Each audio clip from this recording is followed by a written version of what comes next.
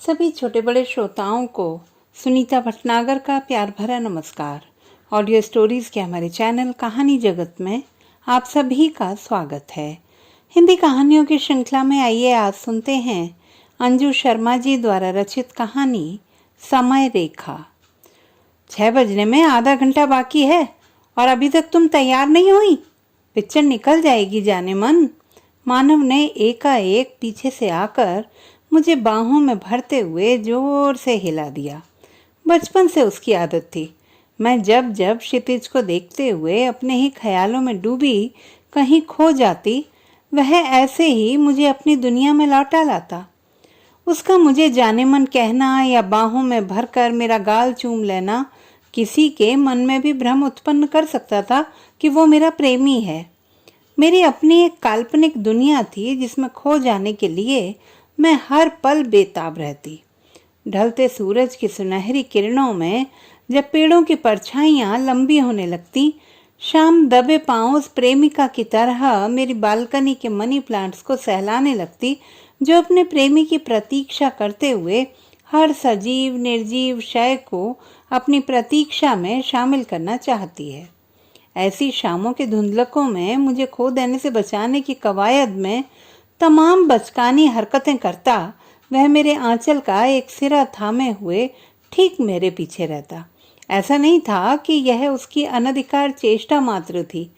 कभी मैं भी उसकी हंसी में शामिल हो मुस्कुराती तो कभी कृत्रिम क्रोध दिखाते हुए उसकी पीठ पर दहल जमाते हुए ऐतराज जताती।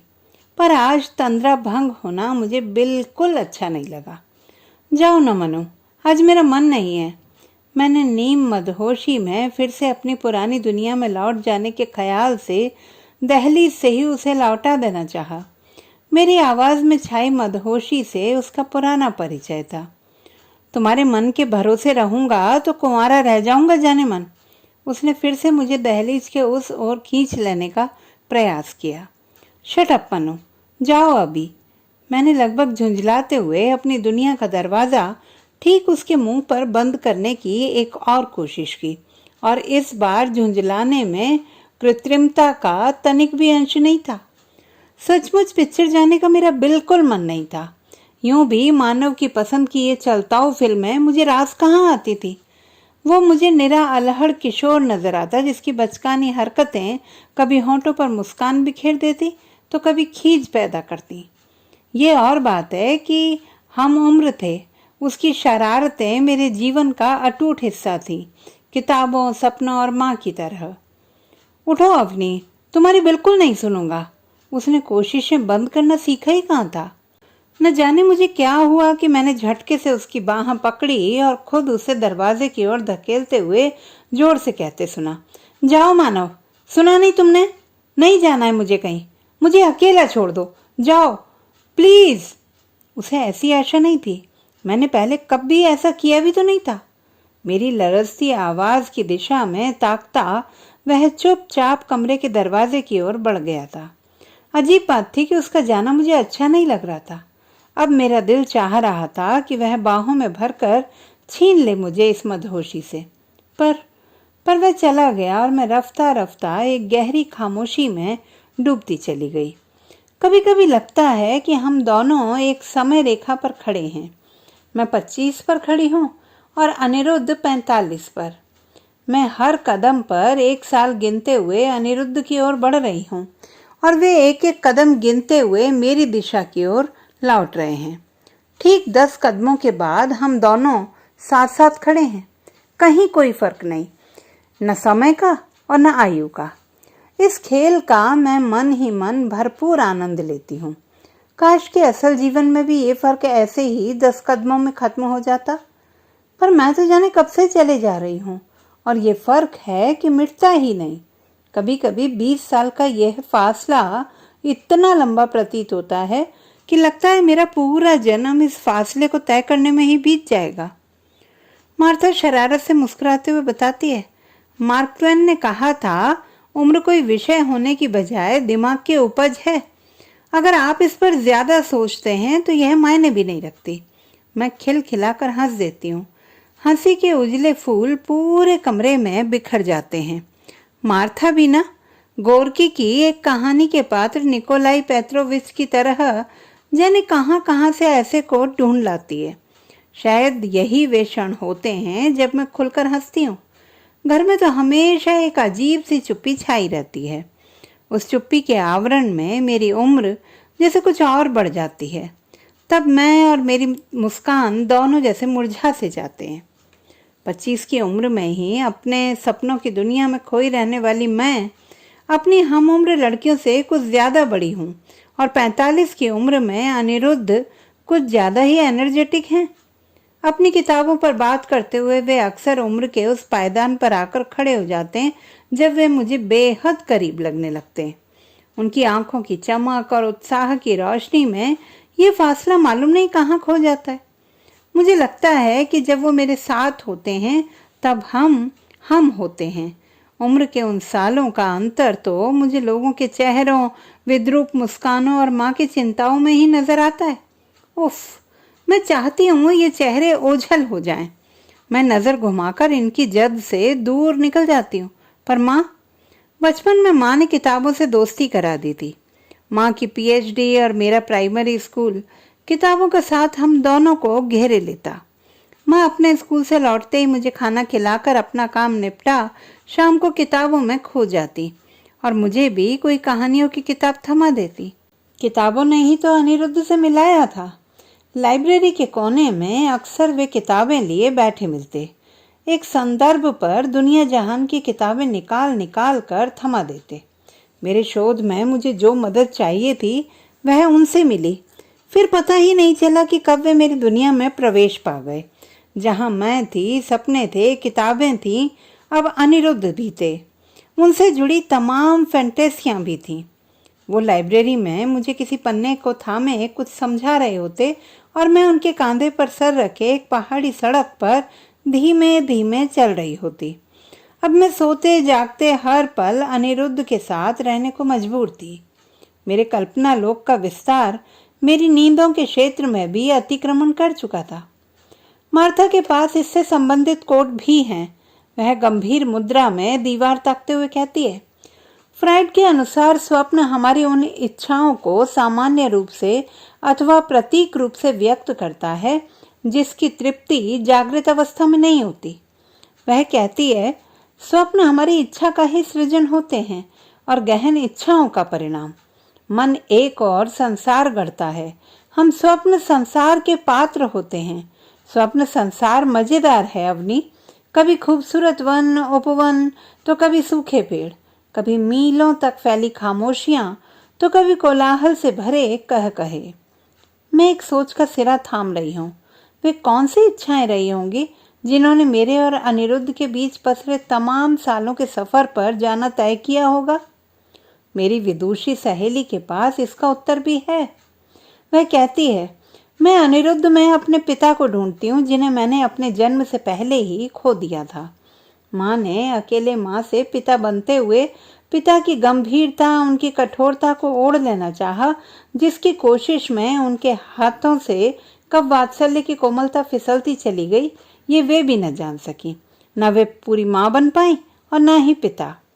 उनके भीतर सदा एक द्वंद्व चलता रहा और उनके भीतर की माँ कभी पिता पर हावी हो जाती और कभी पिता माँ पर।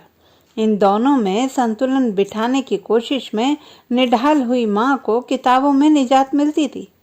रबिश, तुम कुछ भी बोलती हो मार्था। नहीं अवनी, यह सच है। अनिरुद्ध सर का साथ और स्नेह तुम्हारे अधूरेपन को पूरा करता है। तुम्हारे अवचेतन में कहीं न कहीं पिता की कमी रही जो तुम्हें उनके साथ में निहित दिखती है। इसमें दिसंबर रोमांस में यही सबसे बड़ी रीजनिंग है अवनी। और मानव, कहो न मार्था, तब मानव का मेरे जीवन में क्या स्थान है? वह तुम्हारे भीतर की स्त्री को संतुष्ट करता है जिसे स्नेह नहीं प्रेम चाहिए। देह की अपनी भाषाएं हैं अवनी और अपनी इच्छाएं। राग, रंग, स्पर्श, छुअन, चुंबन, मनोहार और भी बहुत कुछ। उफ, बस करो, तुम्हारा फ्राइड मुझे जरा भी नहीं भाता। मार्था जा रही है और मैं लौट रही हूँ। इस बार राग, रंग, स्पर्श, छुअन, चुंबन, मनोहार की दुनिया में। बालकनी में ठंडी हवा के झोंके में सिमटते हुए याद आया 2 दिन से न तो मानव आया था और न ही उसका फोन। उस शाम मुझे एक फालतू की बचकानी पिक्चर देखनी पड़ी। बड़े से मैदान में 50 बैकग्राउंड डांसर्स के साथ पीटी करते मानव के नायक नायिका जाने किस दुनिया के बाशिंदे थे। उसके पास बारिश में भीगती नायिका थी, 20 गुंडों से ढिशुम ढिशुम करता नायक था, फूहड़ कॉमेडी वाले सीन थे और मेरे पास था उसका स्पर्श। कल लाइब्रेरी जाकर मैं भी मार्था के फ्राइड को एक बार पढ़ने का सोच रही थी, पर बिना मार्था को बताए। कॉफी टेबल के दूसरी ओर बैठे अनिरुद्ध आज बहुत दूर नजर आ रहे थे। उन्हें 15 दिन के लिए विदेश जाना था। अपनी इस यात्रा को लेकर वे बहुत उत्साहित थे। विदेश में उनकी किताब के विदेशी अनुवाद संबंधित कार्यक्रम था। ये किताबों के अतिरिक्त बहुत कम बोलने वाले अनिरुद्ध आज धारा प्रवाह बात कर रहे थे। उनकी किताब, उनका उत्साह, उनकी योजनाएं, विदेशी प्रशंसक, उनके आयोजक और मैं कहाँ हूँ अनिरुद्ध? अजीब सा मन था मेरा उस दिन। अनिरुद्ध के दूर जाने की कल्पना बेचैन किए हुए थी। मार्था के शब्द जैसे मेरे चारों ओर एक कोलाज बना रहे थे। राग, रंग, स्पर्श, छुअन, चुंबन, मनुहार और भी बहुत कुछ।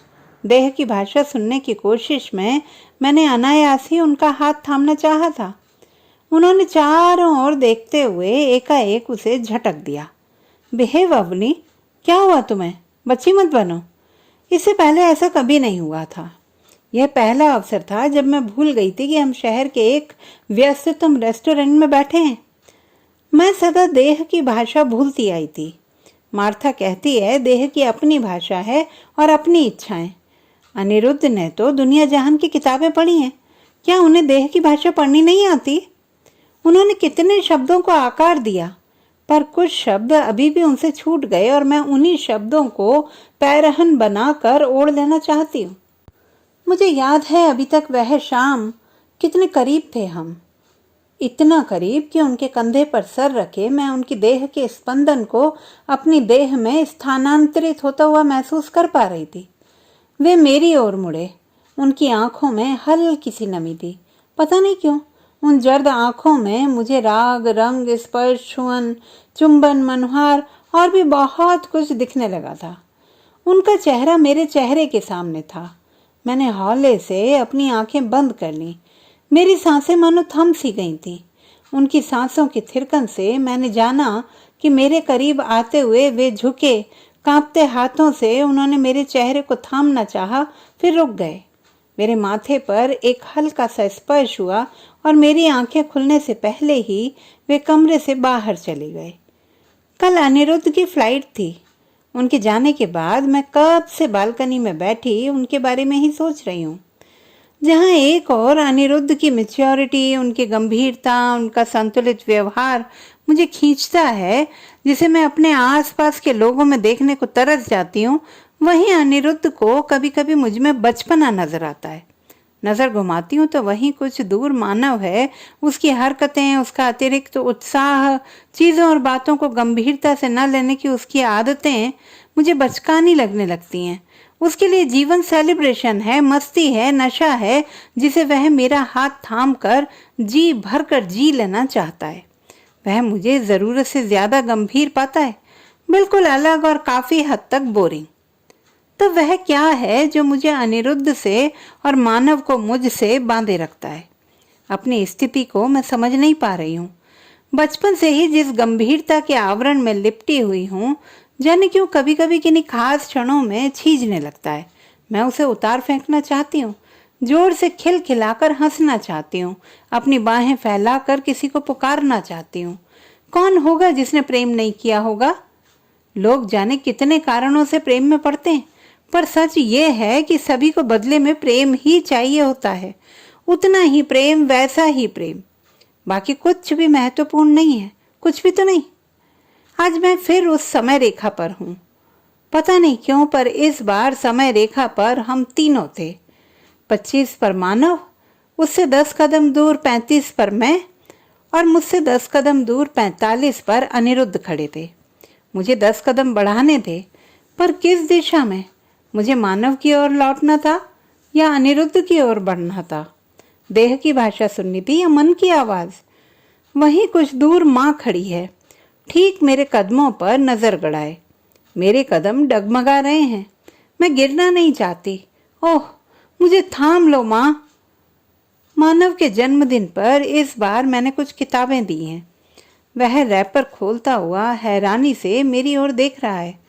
उसे उस पैकेट में मनपसंद ब्रांड की शर्ट, बूट, उसका फेवरेट परफ्यूम, उसकी तस्वीर से सजा कॉफी मग, पसंद का म्यूजिक एल्बम या ऐसा ही कुछ पाने की उम्मीद रही होगी। मैंने उदासी से किताबें उसके हाथ से लेकर टेबल पर रख दी। क्या हुआ है मुझे? कभी मन चाहता है मानव मेरे साथ लाइब्रेरी में वक्त बिताए, या हम दोनों बालकनी में बैठकर खामोश सिम्फनी सुने, और कभी चाहती हूँ कि अनिरुद्ध पीछे से आकर अचानक मुझे बाहों में भींचते हुए कहे, जाने मन, और मेरा गाल चूम ले। कल अनिरुद्ध की मेल आई थी। वे अब जर्मनी से लंदन चले गए हैं। बालकनी में तेज बर्फीली हवा चल रही है। मनी प्लांट अब कांप रहे हैं। मैं गोवा गई मार्था से पूछना चाहती हूँ, पूछो अपने फ्राइड से, स्वप्न नहीं सपनों की दुनिया के मुहाने पर खड़े इंसान के लिए कौन सा रास्ता बचा है? तुम्हारे फ्राइड का लिविडो अधूरा है मार्था। उन सपनों का क्या जो पूरा होने के लिए बने हैं? यही मन आज आकांक्षा, इच्छा की सीमा के पार जाकर भविष्य के भी दृश्य देखना चाहता है। उनमें अपनी इच्छाओं की स्थापना देखना चाहता है, स्वप्नों की परिणति चाहता है। तुमने ही तो कहा था, मन तो काल के भीतर है ना। वह काल के तीनों आयामों में आवाजाही करता है। भूत में जाता है तो स्मृति, और भविष्य में जाता है तो आकांक्षा। मैं स्मृतियों को जीते हुए उबने लगी हूँ मार्था। अब स्मृतियों को नहीं, सपनों को नहीं, अपनी आकांक्षाओं को जीना चाहती हूँ, भरपूर जीना चाहती हूँ। मेरे पास स्मृतियां ही स्मृतियां हैं, और आकांक्षाओं के सिरे छूटने लगे हैं। अपने आज के इस आधे अधूरे सच को लेकर मैं किसके पास जाऊं? मार्था के भेजे हुए कुछ रोते हुए उदास स्माइली मेरे मोबाइल की स्क्रीन पर चमक कर मुझे चिढ़ा रहे हैं। मेरी दुविधा का उत्तर शायद उसके पास भी नहीं है। रात पता नहीं कब आंखें बंद हो गईं। सुबह माथे पर गीले से ठंडे से स्पर्श से आंख खुली तो पाया कि मेरा सिर बुखार से तप रहा है। मानव मेरे सिर पर गीली पट्टी रख रहा है, और माँ नाश्ते की ट्रे और दवा लिए खड़ी हैं। मैं समझ गई थी कि माँ ने ही मानव को कॉल किया होगा और वह कुछ मिनटों में ही ऑफिस की बजाय यहाँ होगा। अब माँ आश्वस्त है। मानव के इशारे पर मुझे उसकी देखरेख में छोड़कर वे स्कूल जा रही हैं। उनके साथ ही मैं मानव के भीतर के उस बच्चे को भी जाता देख रही हूँ। उसके हाथ से नाश्ता खाते हुए मैं एक बार भी उसके चेहरे से नजरें नहीं हटा पा रही। थर्मामीटर ट्रे में रखकर मानव ने मुझे दवा दी, नैपकिन से मुंह साफ किया और हाथ के सहारे से बिस्तर पर लिटा दिया है, और हौले से मेरे बालों में उंगलियां फिरा रहा है। अब ये जो मेरे हाथ में है, यह मानव का हाथ नहीं है। स्मृतियां नहीं, सपने भी नहीं, मेरी आकांक्षाओं के सिरे हैं। मैंने उन्हें कस कर थाम लिया है। आज समय रेखा पर मेरे पांव डगमगा नहीं रहे हैं। मैं आंखें बंद कर 10 कदम गिन रही हूँ, और जानती हूँ कि वे किस दिशा में होंगे। तो दोस्तों, ये थी हमारी आज की कहानी। आपको कैसी लगी कमेंट बॉक्स में लिखना ना भूलें। चैनल को सब्सक्राइब करें, लाइक करें और मित्रों के साथ शेयर करें।